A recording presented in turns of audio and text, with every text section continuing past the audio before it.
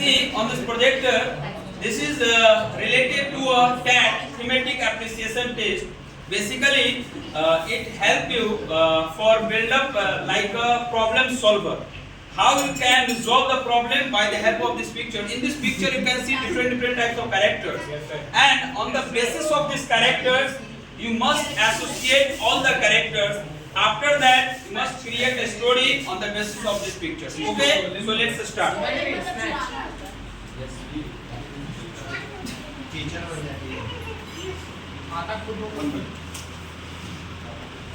One by one.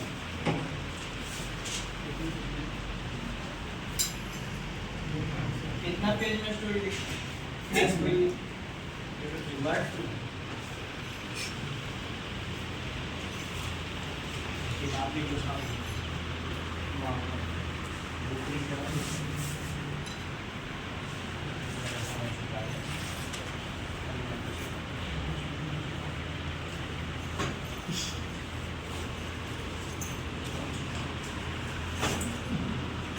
Last.